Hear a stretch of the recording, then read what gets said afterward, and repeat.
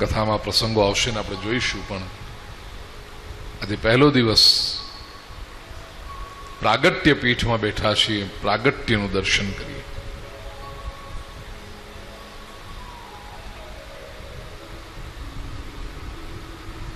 પિતાનું નામ છે શ્રી લક્ષ્મણ ભટ્ટ, માતા એલ્લમ્મારું, એ રીતનું કંઈક છે. કાશીથી નીકળ્યા છે દક્ષિણ તરફ જવા માટે. માતા ગર્ભવતી છે. 7.5 મહિને પ્રસવ થયો છે. પૂરા મહિના થયા નથી, પૂરો સમય વીત્યો નથી, અને બાળક જડવત લાગે છે. આજની સાયન્ટિફિક ભાષામાં કહીએ તો સ્ટીલ બોર્ન. હૃદયની ધડકન સંભળાતી નથી. લાગ્યું કે અધૂરા સમયે જન્મેલો આ બાળક છે. જેવી પ્રભુની મરજી આ પ્રદેશમાં મૂકી, એના ઉપર એક કેળનું પાંદડું મૂકી દીધું અને આગળ ચાલ્યા ગયા. બાળકને મૂકી દીધું કે અગ્નિ સંસ્કાર કરતા કે ભૂમિને સોંપતા જીવ ન ચાલ્યો, કેવળ એક કેળનું પાંદડું પધરાવી દીધું ઉપર અને આગળ ચાલ્યા છે લક્ષ્મણ ભટ્ટ અને એમના પત્ની.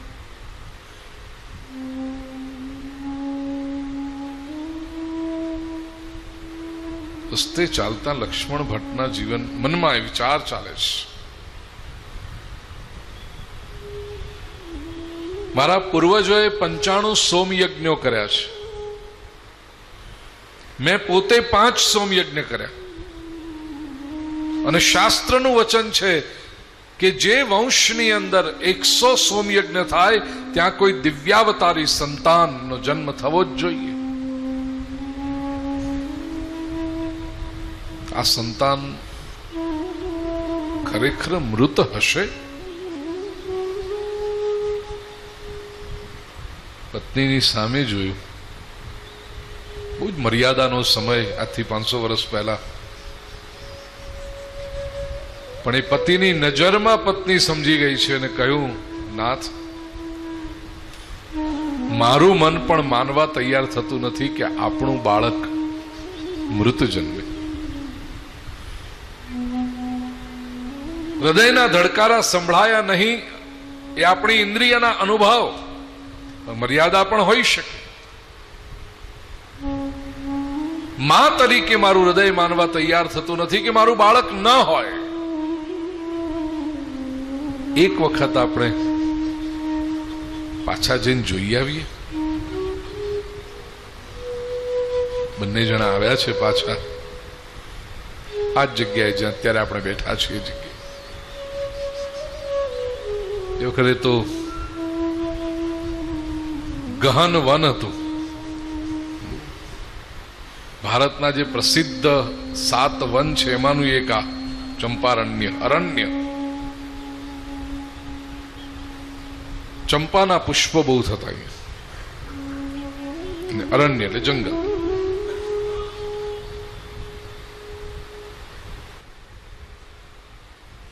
ચારે બાજુ આગ છે. જંગલમાં જે દાવાનળ હોય આગ છે. પણ આ બાળક મરક મરક સ્મિત કરતું અને તેજોમય બાળક છે. એમનું એમ અગ્નિમાંથી આ બાળક પ્રગટ થયું એવું લાગ્યું. તેથી વૈશ્વાનર અવતાર કહ્યો. અત્યંત વિદ્વાન થવાનો છે આ બાળક. વાક્પતિ તરીકેની ઉપમા મળી. વાણી જેની સુંદર છે, વાક્પતિ. વૈશ્વાનર અવતાર, અગ્નિનું સ્વરૂપ.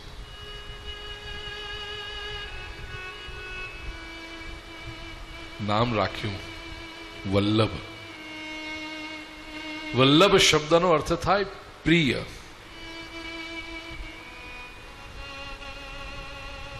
આપણે અત્યંત આદરપૂર્વક એમને મહાપ્રભુજી અને એ રીતે સન્માન કરીએ છીએ. પણ શ્રીમદ વલ્લભાચાર્યજીએ પોતે ક્યારેય એવા ઊંચા ઊંચા ટાઇટલ લીધા નથી. એમની જે રચનાઓ છે એમાં પણ જયારે એમનું નામ લખે, અતિ પ્રસિદ્ધ રચના યમુનાષ્ટક, એની છેલ્લી પંક્તિમાં જયારે પોતાનું નામ લખે ત્યારે વદતી વલ્લભ શ્રી, બોલો, શ્રી હરે. શ્રી હરિ નથી, શ્રી હરે.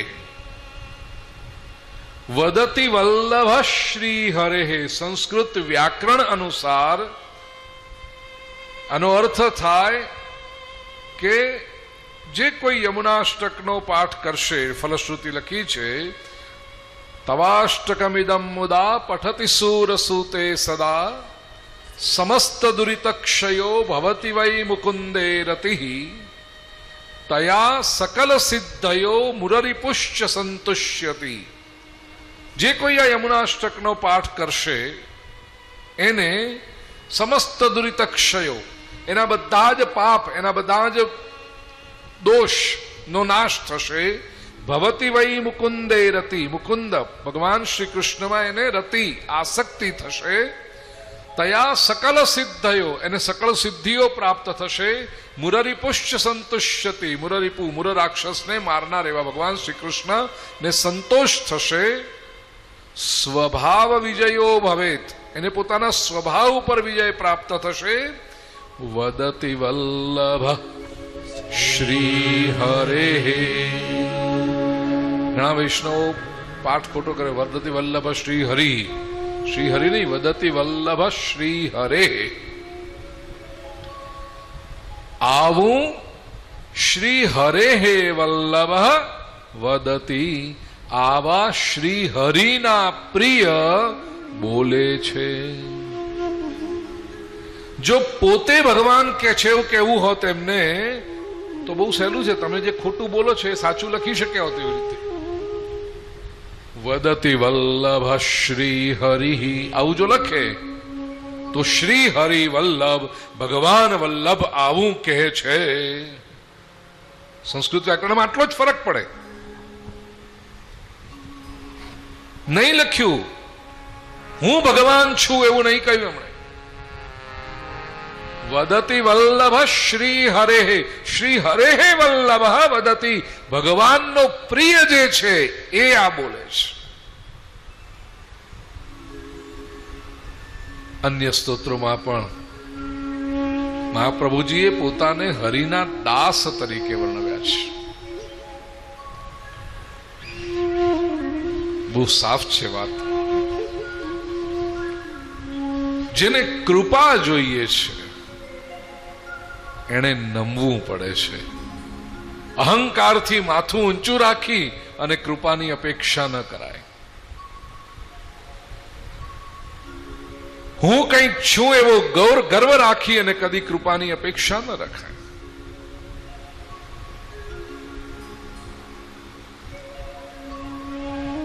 ગંગા સતી,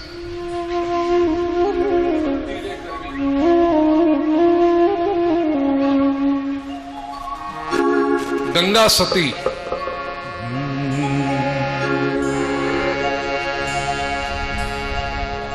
ભક્તિ રે કરવી એને રાંક થઈને રહેવું. શાંતબેન આવડે છે?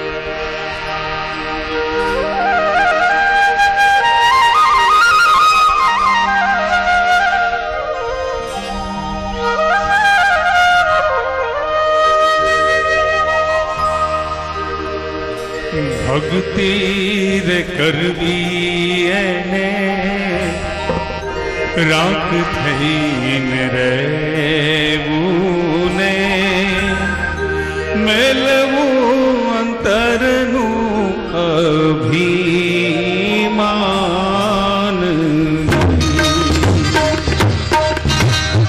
ભક્તિ રે કરવી એને રાખ થઈને રહેવું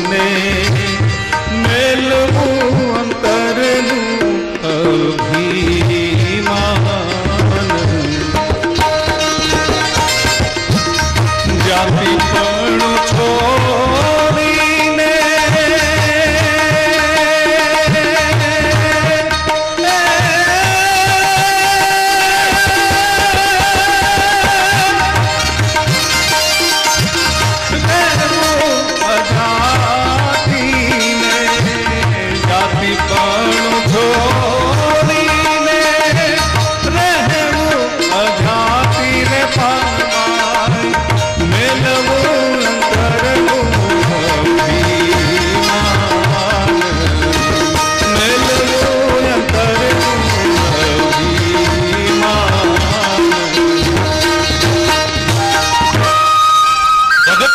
કરવી એને રાખ થઈને રહેવું પાનભાઈ, મેળવું અંતરનું અભિમાન. ઈશ્વરનો જો અનુગ્રહ પ્રાપ્ત કરવો હોય પ્રિય ભાઈઓ અને બહેનો, આ જીવનનો પહેલો બોધપાઠ શીખી લેજો. हो सके उतना अहंकार को छोड़े.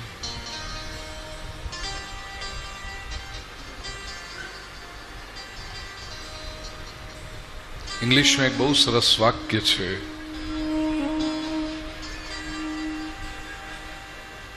one has to remove eye to clear the eyes. આંખોનું દર્શન સ્વચ્છ થાય એટલા માટે આઈને છોડવો પડે છે. અને માણસનો સ્વભાવ છે આઈને હંમેશા કેપિટલ રાખે. હું તો મોટો જ, આજુબાજુના બધે નાના હશે ચાલશે, પણ આઈ મોટો, એને છોડવો. તબ वेदांती बड़ा प्रसिद्ध दृष्टांत देते हैं.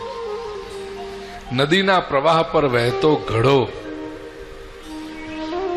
वर्षों સુધી તર્યા કરે પણ અંદર પાણીનું એક ટીપું ના આવે. ઘડો ખાલીનો ખાલી અને ધસમસતી નદી વહેતી હોય છતાં ભરાવા માટે ઘડાએ બીજું કશું જ નથી કરવાનું, સાચી દિશામાં નમવાનું. આ ઘણા પાછા નમે પણ ખોટી જગ્યાએ નમે. આવ્યા હોય ને, નદીનો પ્રવાહ આમ વહેતો હોય ને ઘડો આમ નમે કઈ થાય. केवल झुकना आवश्यक नहीं है, सही दिशा में झुकना, सही स्थान पर झुकना. मैं तो घना के मैं तो बहु नमी आव्या पण खયું પણ ઊંધો જ નમ્યો હતો. જ્યાં નમવાનું હતું ત્યાં નમ્યો જ નહીં, ખોટી જગ્યાએ નમ્યો. સાચી દિશામાં અને યોગ્ય જગ્યાએ જેને નમતા આવડ્યું, બાકીનું કામ તો નદી કરી દેતી હોય છે. યાદ રાખજો,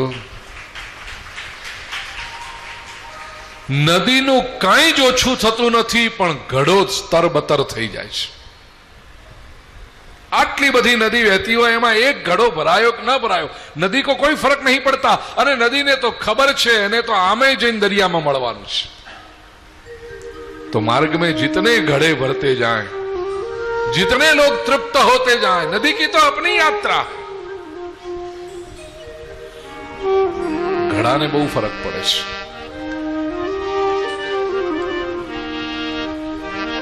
ભક્તિનો પહેલું આવશ્યકતા રાંક થઈને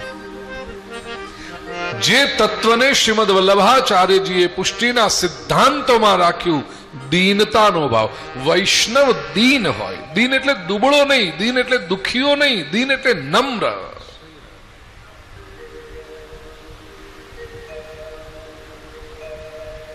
દીન એટલે અહંકાર રહિત. દીનતા. તો કૃપાને કેન્દ્રવર્તી વિચાર તરીકે રાખી આપણે શ્રીમદ ભાગવતનું દર્શન કરવા તરફ આગળ વધીએ. પહેલો દિવસ महात्म्य. एक प्रश्न जो बार बार पूछता हूं सब जगह पे, आपसे भी पूछ लूं. परिचित चेहराओ तो घણા બધા લાગે છે. આપનામાંથી કેટલા જણ એવા છે જે પહેલી વખત શ્રીમદ ભાગવત કથા સાંભળી રહ્યા છે? જરા હાથ ઉપર કરશો. બાપુ તમે એટલે જ અને તમારો જોઈને બીજા બધાની હિંમત આવી, નહીં તો ના આવત એમને.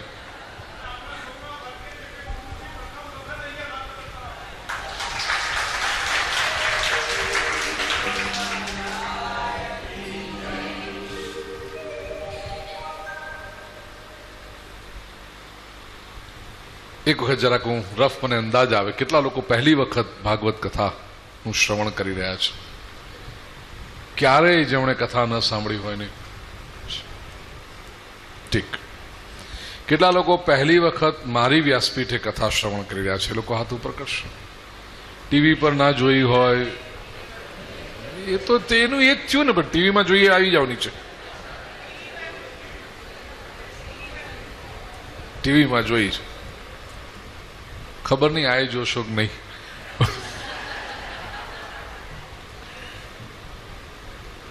ઠીક, પહેલો દિવસ મહાત્મ્યનો દિવસ હોય છે. મહત્વ શું છે? જીવનમાં કોઈ પણ કાર્ય કરીએ પણ જેનું મહત્વ ખબર ના હોય તો કાર્યમાં ગહનતા ના આવે, કાર્યમાં રસ ન પ્રગટે અને કાર્ય સાર્થક ન થાય. ઘણી વખત એવું બને કે કાર્ય કરવા છતાં આપણને લાગે કે કંઈક મોકો ચૂકી ગયા, થઈ ગયું હોય, આપણને લાગે કર્યું, પણ પછી લાગે ઓહો આવું હતું. જો મહત્વ ન સમજાય તો કોઈ મહેલની મુલાકાતે જાઓ અને એમને ત્યાં જઈને પહોંચી ગયા ને લાઈન ટિકિટ લીધી, લાઈનમાં બધું ફરીને આમ જોઈને નીકળી ગયા 2 કલાકમાં. ફોટા બોટા પાડ્યા, સેલ્ફીઓ લીધી, ફેસબુક પર ચડાઈ. દુધિયા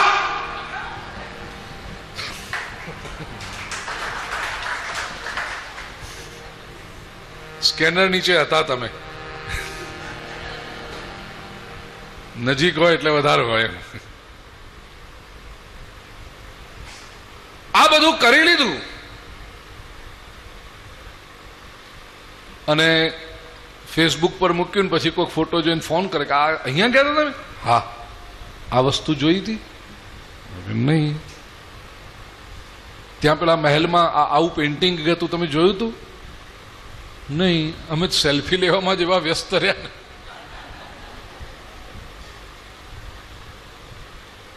અરે કોઈક સારો ગાઈડ કરી લીધો હોત ને તો તમને મહત્વ સમજાવત બધું. કેટલી સરસ જગ્યાએ તમે જઈ આવ્યા અને ઓછામાં ઓછા તમને 4 કલાક આવે એમ. અમે તો 1.5 કલાકમાં આંટો મારીને બહાર, ગલ્લા પર ચા પીવા માંડ્યા હતા. પછી તો વિચાર કરો, એક ઐતિહાસિક સ્થળે ગયા છો, કોઈ મહેલ જોવા ગયા અને એમને આંટો મારી નીકળી ગયા. પેલા ગાઈડના 200 રૂપિયા બચાવવા ગયા. કોણ હવે ગાઈડને 200 આપે? મૂળ તો અમદાવાદ ના બધા, એટલે એ કોણ આપે એમ કે અપાતા છીએ વાત. પછી પસ્તાવો થાય કે આટલું ભાડું ભરીને ગયા, આટલો સમય કાઢીને ગયા અને આ બધું કર્યું અને ગાઈડના 200 બચાવવા ગયા, એમાં કેટલું ચૂકી ગયા. અરે રે રે, મહત્વ જ ખબર ના પડી. એવી રીતે શ્રીમદ ભાગવતમાં આપણે આવીએ, 7 દિવસ અવગાહન કરીએ, બધું જ કરીએ, પણ જો મહત્વ ખબર ના હોય તો આ કથા અમારે તો અધિક મહિનામાં એટલી બધી કથાઓ હતી, કાલે જે ઉઠીને આજે આ.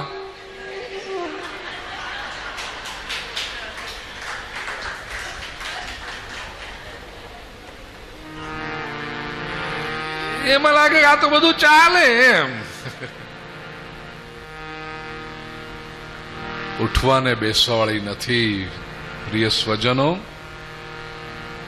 આજે પહેલે દિવસે આપને કહી દઉં, 7 દિવસ જો આનું મહત્વ સમજશો, ખાતરી આપું છું તમારા જીવનના રૂપાંતરણના 7 દિવસો આ બની જશે. તમારું જીવન દિવ્યતા તરફ ગતિ કરશે. વિશ્વભરમાં અનેક વખત આ થયું છે માટે કહું છું. 3 દાયકાનો અનુભવ છે. વિશ્વના 5 ખંડોમાં અનુભવ છે. આજે જ સવારે અમેરિકાથી પાછું આવ્યો છું. પરમ દિવસે અમેરિકામાં કથા પૂરી કરી, ડેલાસ ટેક્સાસમાં ગોપી ગીત ઉપર. અને આજે અહીંયા હું બાપુને વાત કરતો હતો કે છેલ્લા 36 કલાકમાં 22 કલાક વિમાનમાં રહ્યો, 6 કલાક એરપોર્ટ પર રહ્યો અને 8 કલાક અમેરિકાની ન્યૂજર્સીમાં એક ભાઈના ઘરે, ને ઘરે 4 કલાક બોરીવલી જઈ આવ્યો. અને અહીંયા આવીને મંગળાચરણ કરતા મને બહુ સરસ અનુભવ થયો એવો કે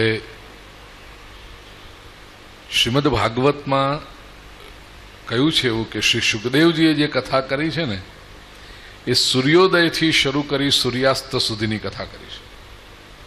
ને મધ્યાહ્ને ઘટિકા દ્વયમ, બપોરે 2 ઘડી માટેનો વિશ્રામ, 2 ઘડી 48 મિનિટ. કથાનો આરંભ સૂર્યોદયથી કર્યો છે એમને. આમે આપણો ક્રમ આવતીકાલથી સવારે 8:30 વાગ્યાનો છે કથાનો. પણ આપણે અત્યારે જે કથા શરૂ કરી લગભગ 5-1 વાગે.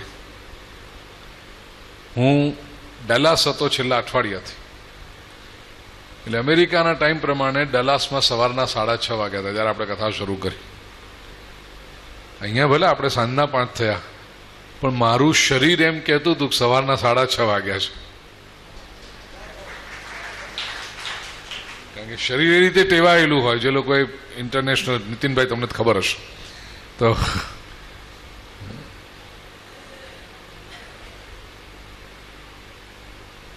મારું શરીર એમ કહેતું હતું સવારે 6 વાગ્યા, 6:30 વાગ્યા. એટલે સૂર્યોદયથી કથા શરૂ થઈ છે. તમારા માટે સાંજ પડી, મારે તો હજી સવાર છે.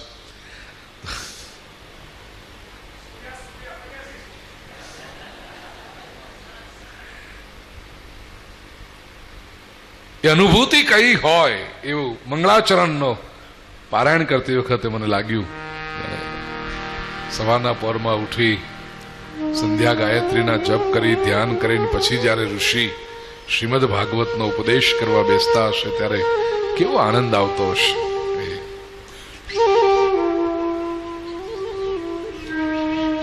મહાત્મ્ય એનું સમજીએ તો શ્રવણનું ઊંડાણ વધે છે, ગ્રહણ શક્તિ વધે છે, આપણી રિસેપ્ટિવિટી વધે છે, અને ગ્રંથની અસરકારકતા, ઇફેક્ટિવિટી વધે છે. પદ્મપુરાણના 6 અધ્યાયમાં શ્રીમદ ભાગવતનો મહિમા વર્ણવ્યો છે. એના પહેલા કેટલાક જે પ્રશ્નો સામાન્યપણે પૂછાતા હોય છે તે પિતૃઓના શ્રેયાર્થે જ્યારે આપણે ભાગવત કથાનું શ્રવણ કરીએ ત્યારે આપણને એમ થાય કે આપણા પિતૃઓ ક્યાં, કેટલા લોકો પિતૃઓના શ્રેયાર્થે આ સંકલ્પ લઈને બેઠા છે. આપણને ઘણી વખત એવો પ્રશ્ન થાય, હવે જે લોકો સંકલ્પ નથી લઈને બેઠા એમના પણ પિતૃઓની પ્રસન્નતા થવાની જ, એ તમને અનુભવ પણ એનો થશે આ 7 દિવસ દરમિયાન. કોઈક ને કોઈક રીતે શરીર છોડીને ચાલ્યા ગયેલા સ્વજનો તરફથી સંદેશો પ્રાપ્ત થશે કેવળ કથાનું શ્રવણ કરવાથી. કેવી રીતે થાય છે? પશ્ચિમના દેશોની પ્રયોગશાળાઓમાં સંશોધન થયું. સાવ નાનકડી વાત પરથી સંશોધન શરૂ થયું. આપણા સૌનો અનુભવ છે, 4-6 મહિનાનું બાળક સૂતું હોય ને, આંખો બંધ છે, પણ ઘણી વખત એના હોઠ હસતા હોય છે. જોયું હશે. આ બાળક કેમ હસી રહ્યું છે? નથી એને કોઈ ભાષા આવડતી, નથી આપણે એને કોઈ જોક કહ્યો, નથી આપણે એને કંઈ ગલગલિયા કરે, બાળક કેમ હસે છે? સાદી ભાષામાં આપણે કહીએ કે આ બાળક ભગવાન સાથે વાતો કરે છે. વૈજ્ઞાનિકો આવી બધી વાતો સ્વીકારે નહીં, વૈજ્ઞાનિકો તો સંશોધન કરે. સંશોધનના પરિણામે સિદ્ધ થઈ આ વાત કે આ બાળક પોતાના પાછલા જન્મના સ્વજનો પાસેથી કંઈક તરંગો ઝીલી રહ્યું છે. એના પાછલા જન્મના સ્વજનો આ જીવાત્માને ગમતી કોઈ પ્રવૃત્તિ કરતા હોય તો એ તરંગ એના સુધી પહોંચે છે, આત્મા એ તરંગો ઝીલે છે અને પોતાની પ્રસન્નતાને મુખારવિંદના સ્મિત દ્વારા પ્રગટ કરે છે.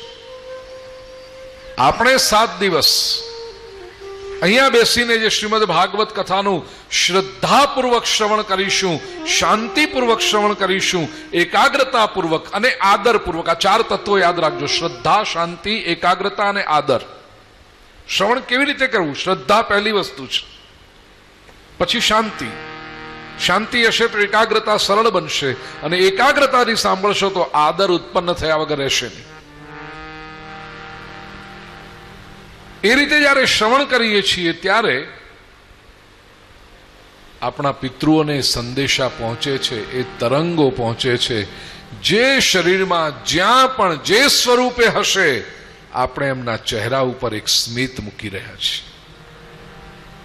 તેથી અત્યંત પવિત્ર ઘટના છે.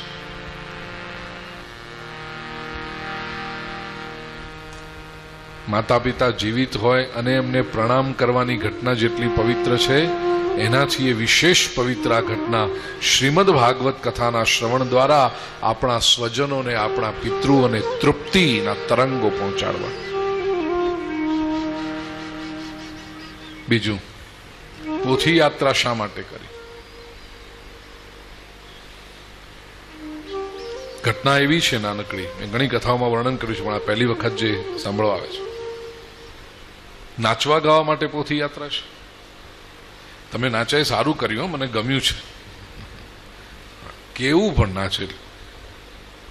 આમ કદાચ કે ને કે એક દાદર ચડીને ઉપર જવાનું છે તો તકલીફ થાય, પણ જે ઉત્સાહથી પોતે, કેમ તમે એટલે કંઈક વિશેષ કશું હતું એવું? હજી તો હું વાક્ય પૂરું ન કરું એ પહેલા તાળીઓ પડી. એટલે મેં તો ઘણી વખત આ કહ્યું છે કે એક દાદર ચડવામાં જેને તકલીફ પડતી હોય એ લોકો જે પોથી યાત્રામાં નાચતા આપણે જોઈએ કે આહા હા હા હા, શું પ્રભુની કૃપા છે આ જીવ પર, અને શું આનંદ વ્યક્ત થઈ રહ્યો છે. તેથી જે ઉત્સાહથી આપે પોથી યાત્રા કરી. શા માટે કરીએ છીએ?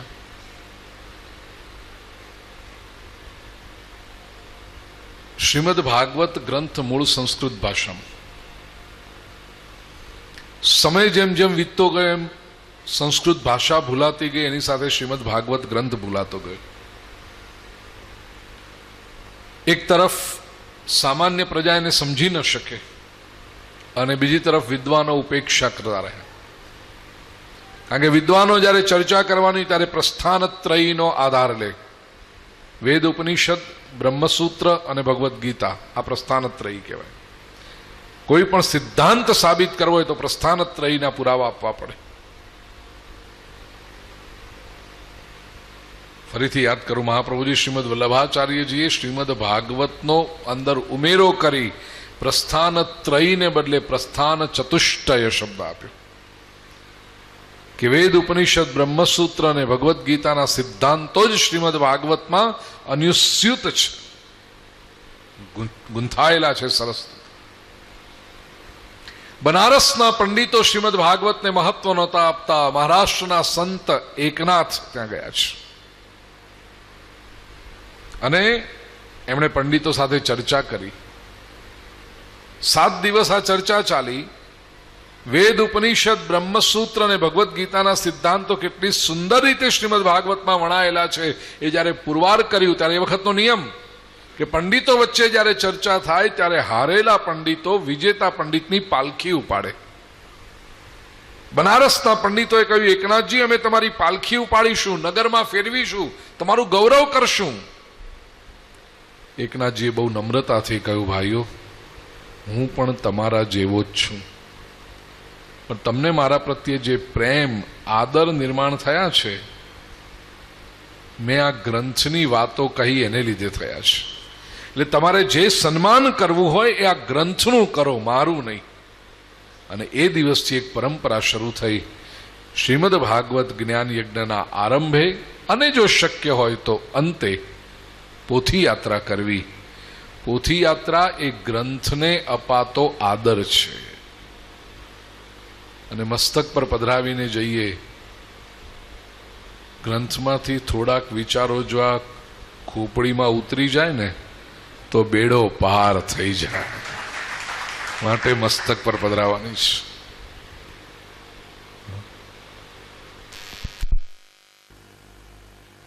આજે પોથી યાત્રા દરમિયાન બહેનોએ ગ્રંથ મસ્તક પર પધરાવ્યો તો ભાઈઓએ પધરાવ્યો તો ને બહુ સરસ. નહીં તો મોટા ભાગે આ માથે ઉપાડવાનું આવે ને એટલે બહેનોને જ માથે બધું નાખવામાં આવે છે. પણ એ તો આભાર માની આ માતૃશક્તિનો કે એણે બધું માથે ઉપાડ્યું એટલે 5000 વર્ષ સુધી આ ગ્રંથ ટક્યો. નહીતર આપણે તો માથે નાખી દીધું હતું, પણ એમણે સાચવી રાખ્યું.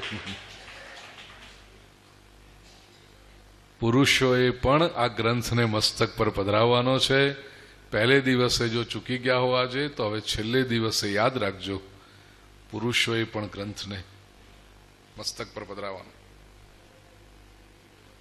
બાપુ, હમણાં ફ્લોરિડામાં ટેલાહાસીમાં કથા થઈ. અમેરિકામાં ફ્લોરિડા સ્ટેટ, આપણા જે બધા રાજ્યો હોય એવી રીતે, અને ફ્લોરિડા સ્ટેટનું કેપિટલ ટેલાહાસી.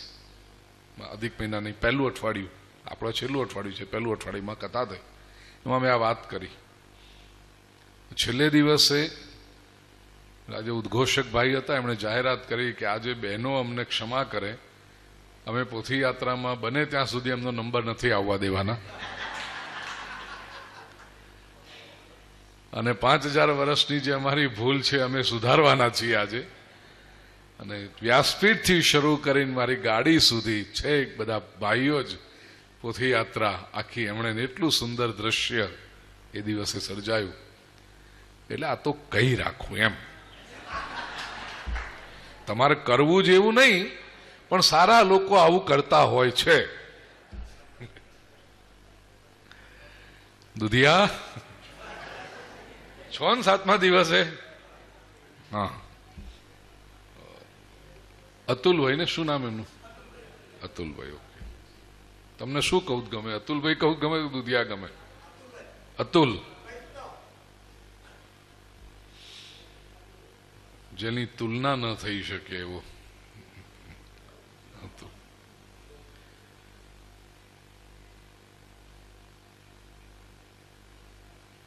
મસ્તક પર આટલા માટે ગ્રંથને આપણે ધારણ કરવાનો છે, કારણ આપણા સૌની બુદ્ધિને પરમાત્માના આ પ્રભાવી વિચારોની આવશ્યકતા છે.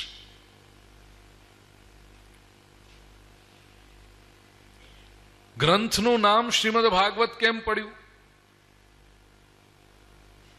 આપણે બુદ્ધિમાન લોકો છીએ, કોઈ પણ પુસ્તક લઈએ હાથમાં તો પહેલા તેનું નામ જોઈએ, એનું નામ શું છે. આ ગ્રંથનું નામ છે શ્રીમદ ભાગવત. અનેક અર્થો કર્યા વિદ્વાનોએ. ભગવતા ઉદિતમ ભાગવતમ, સ્વયં ભગવાને જે ગ્રંથ કહ્યો છે તે શ્રીમદ ભાગવત. બીજું, ભગવાનનું સરનામું જ્યાં છે તે ભાગવત. આપણે બધા જ પરમાત્માને શોધીએ છીએ. આ એક ગ્રંથ એવો છે જેને જો આત્મસાત કરવામાં આવે તો આપણને ભગવાન સુધી પહોંચાડે છે. ભાગવત શબ્દનો જ અર્થ થાય ભગવાનનો. That which belongs to God. ષષ્ઠી વિભક્તિ છે. નાના હતા ને ગુજરાતી વ્યાકરણ ભણ્યા હતા, એ જો યાદ હોય તો નો, નું, ની, નું, ષષ્ઠી. આપણને ભગવાનના બનાવવા વાળો ગ્રંથ છે ભાગવત. આઈએ પદ્મ પુરાણનો પહેલો શ્લોક, 6 અધ્યાયમાં જ્યાં શ્રીમદ ભાગવતનો મહિમા વર્ણવ્યો છે, એનો પહેલો શ્લોક. એક ચરણ બોલીશ મારા પછી આપ સૌ. પુસ્તકમાં છે કોઈની પાસે? આપ્યા છે, આપણે લીધા છે કે કેવી રીતે છે પુસ્તકમાં?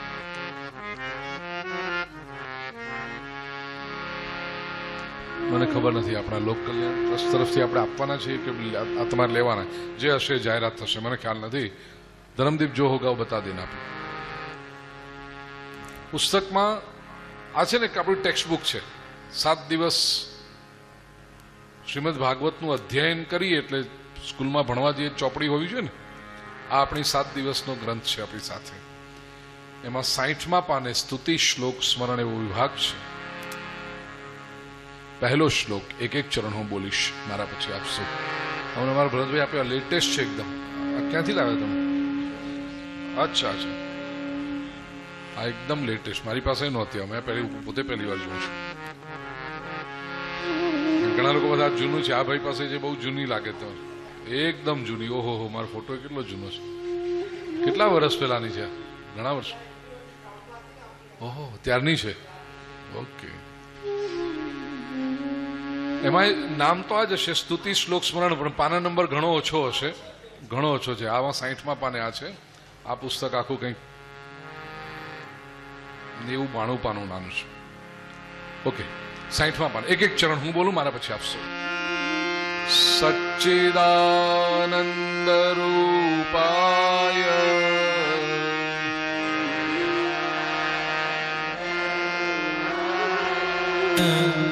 વિશ્વોત્પત્યાદિ હેતવે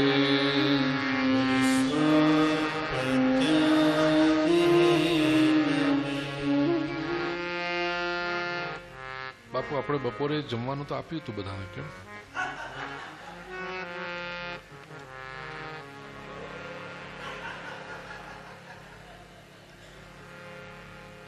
આપ્યું છે ને? જરાક આમની તો લાજ રાખો. સચ્ચિદાનંદ રૂપાય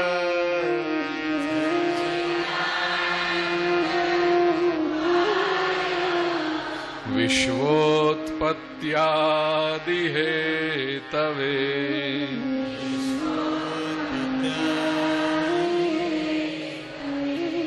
તાપત્રય વિનાશાય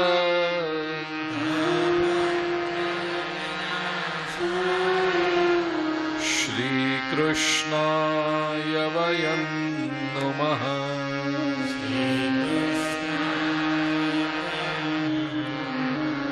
સચ્ચિત અને આનંદ રૂપ વિશ્વની ઉત્પત્તિ, સ્થિતિ અને લય કરતા, ત્રિવિધ તાપનો વિનાશ કરનાર એવા શ્રી કૃષ્ણને અમે સૌ નમસ્કાર કરીએ છીએ. અતિ સુંદર શ્લોક.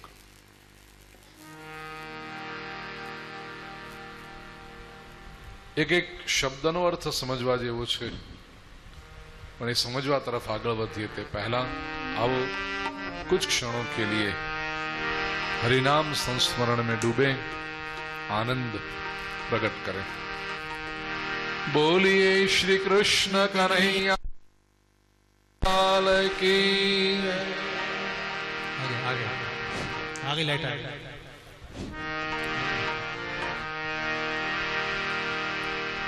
वल्लभ श्रीनाथ भजो राधे गोविंद. वल्लभ श्रीनाथ भजो राधे गोविंद. वल्लभ श्रीनाथ भजो राधे गोविंद. वल्लभ श्रीनाथ भजो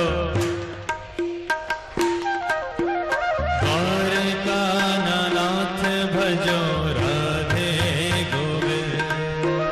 द्वारकानाथ भजो हे द्वारकानाथ भजो राधे गोविंद.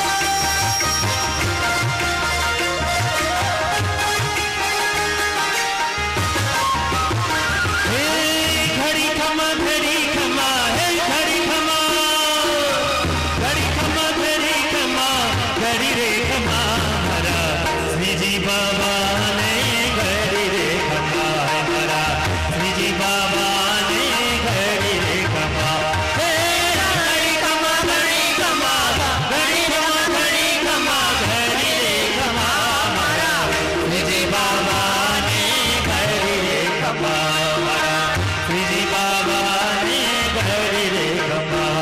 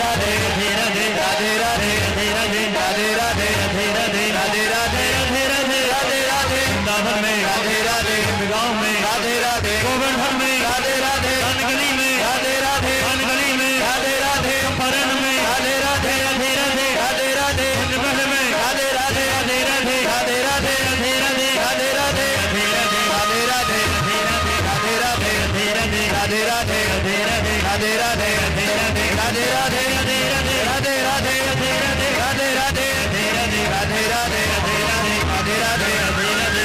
राधे राधे राधे राधे राधे राधे राधे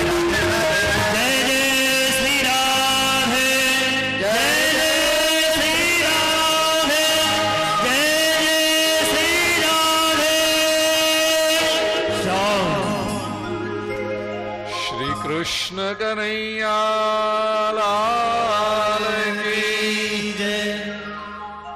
श्री द्वारिकाधीश की जय। श्री गोवर्धन नाथ की जय।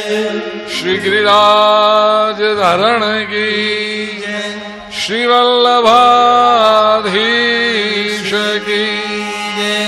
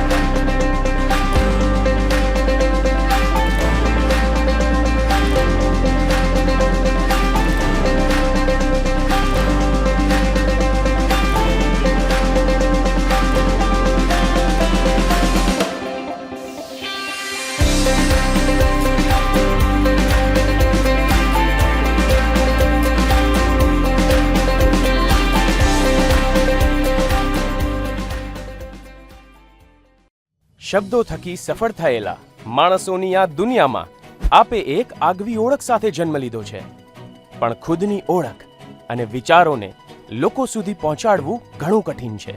કહેવાય છે કે બોલે તેના બોર વેચાય. તો શું બોલવું, શું ના બોલવું, ક્યારે બોલવું, કેટલું બોલવું કે જેનાથી તમારું વ્યક્તિત્વ ખૂબ જ નિખરીને આવે અને લોકો પર તમારો પ્રભાવ વાણી દ્વારા પડી શકે. જીવનમાં સફળતા અને સિદ્ધિ એ જ પ્રાપ્ત કરી શકે છે કે જેની પાસે વાક્ચાતુર્ય છે, બોલવાની કળા છે અને સ્ટેજ ઉપરથી પોતાની વાત લોકો સુધી પહોંચાડવાની આવડત પણ છે. આપણા આદર્શ હોય એવા ઘણા નેતાઓ અને અભિનેતાઓ તેમની બોલવાની વિશિષ્ટ કળાથી લોકોના હૃદયમાં સ્થાન પામે છે. ઘણા બધા લોકો પોતાના સમાજના સારા નરસા પ્રસંગોમાં સેવાકીય પ્રવૃત્તિ કરતા હોય છે તેમજ આર્થિક સહાય પણ આપતા હોય છે, પરંતુ તે લોકોને સ્ટેજ પરથી બોલવાનું કહેવામાં આવે ત્યારે તેમનામાં રહેલો ડર, સ્ટેજ ફિયર, શરમ અને સંકોચના કારણે બોલી નથી શકતા. તો આ બધી જ મર્યાદાઓ દૂર કરી છટાદાર ભાષણ કઈ રીતે આપી શકાય? શબ્દોની દુનિયાના સર્વશ્રેષ્ઠ વક્તા તેમજ વાસ્તુ અને જ્યોતિષશાસ્ત્ર જેવી અનમોલ વિદ્યાને દુનિયાના વિવિધ દેશોમાં પોતાની આકર્ષક વાચા દ્વારા ફેલાવનાર એવા ખૂબ જ લોકપ્રિય મહાનુભાવ શ્રી શૈલેન્દ્રસિંહજી વાઘેલા બાપુ દ્વારા લખાયેલ સર્વશ્રેષ્ઠ વક્તા બનો ગુજરાતી ભાષામાં એક પુસ્તક આપની સમસ્યાનો અંત લાવી શકે છે. આ પુસ્તકમાં પહેલેથી તૈયાર કરેલા અલગ અલગ 55 વિષયો પર ભાષણો આપવામાં આવેલા છે. સ્પીચ આપતા પહેલા તેની તૈયાર કરવાની પદ્ધતિ, શરૂ કરવાની અને પૂરું કરવાની રીત તેમજ સ્ટેજની શ્રેષ્ઠ ગોઠવણી જેવી બાબતો વિશે વિસ્તારપૂર્વક સમજ પાડવામાં આવી છે. વિવિધ ક્ષેત્ર સાથે જોડાયેલા જેવા કે doctors, advocates, teachers, social workers, businessman, police officers, સરકારી અધિકારીઓ, ધર્મ ઉપદેશકો, નેતાઓ, આમ તમામ ક્ષેત્રની વ્યક્તિઓ બાપુઝ સ્પીકિંગ લેબના અભ્યાસથી સર્વશ્રેષ્ઠ વક્તા તરીકે સફળ થયા છે. અને બાપુના પુસ્તકનો અભ્યાસ કરીને એવું કહેવાય છે કે you can be brilliant, attractive, presentable, unique speaker. હમણાં જ આ પુસ્તક આપ વસાવો અને આપની ઓળખને એક નવું સ્વરૂપ આપો. તેમજ આપના જીવનના કોઈ પણ પ્રશ્નના ઉકેલ માટે આજે જ સંપર્ક કરો.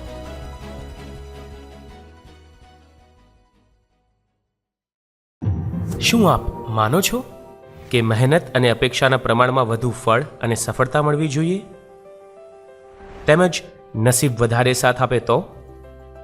દુનિયાની દરેક વ્યક્તિ પોતાનું ભાગ્ય બદલવાની કોશિશ કરે છે, અને હું ચોક્કસ માનું છું કે ભાગ્ય પણ બદલાય છે.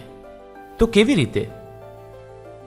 કુલ 3 રીતે ભાગ્ય બદલાય છે: ગ્રહોથી, કર્મો દ્વારા અને ભૂમિ થકી. આપણી કુંડળીમાં ગ્રહોને યોગ્ય જગ્યાએ ગોઠવવા એ આપણા હાથમાં નથી. તેથી ગ્રહોથી આપણે ભાગ્ય બદલી શકતા નથી. આ ભાવમાં કરેલા કર્મનું ફળ આવતા ભાવમાં મળે છે. તેથી કર્મોથી પણ ભાગ્ય બદલી શકાતું નથી. તો ભાગ્ય કઈ રીતે બદલી શકાય? આપણું ભાગ્ય માત્ર ને માત્ર ભૂમિ દ્વારા જ આપણે બદલી શકીએ છીએ. તમે જે જગ્યાએ તમારા પરિવાર સાથે વસવાટ કરો છો, જે ભૂમિ ઉપર વેપાર અને ધંધો કરો છો, તે ભૂમિ જો વાસ્તુની દ્રષ્ટિએ બેલેન્સ હશે તો નિશ્ચિત તમારા જીવનમાં સમૃદ્ધિની લહેર આવશે. ભૂમિનું વાસ્તુ બેલેન્સ કરવા શું કરવું? અને આપણી જે ભૂમિ છે તો શું તે વાસ્તુની દ્રષ્ટિએ બેલેન્સ છે? તે કઈ રીતે જાણવું? ખૂબ જ લોકપ્રિય અને દુનિયાના લગભગ 54 દેશોમાં વાસ્તુશાસ્ત્ર અને જ્યોતિષ વિદ્યા દ્વારા આપણી સંસ્કૃતિ ફેલાવનાર શ્રી શૈલેન્દ્રસિંહજી વાઘેલા બાપુ દ્વારા લિખિત સરળ ગુજરાતી ભાષામાં આપણા ઘરને વાસ્તુ બેલેન્સ આપણે જાતે કરીએ નામનું પુસ્તક, એમ કહેવાય કે એક ગ્રંથ આપણે વસાવીએ, વાંચીએ અને આપણે જાતે જ આપણા ઘરનું વાસ્તુ બેલેન્સ કરીને આપણા ઘરમાં સુખ, શાંતિ, સંપ અને સમૃદ્ધિ રહે તેવો ચોક્કસ પ્રયત્ન કરીએ. આજે જ આ અમૃતરૂપી ગ્રંથ વસાવો, વાંચો અને જીવનમાં સફળતા મેળવો. વિશ્વભરમાં લોકપ્રિય અને જાણીતા શ્રી શૈલેન્દ્રસિંહજી વાઘેલા બાપુના 30 વર્ષના વાસ્તુ અને જ્યોતિષના અનમોલ જ્ઞાન અને ગાઢ અનુભવની અનુભૂતિ માટે આજે જ સંપર્ક કરો.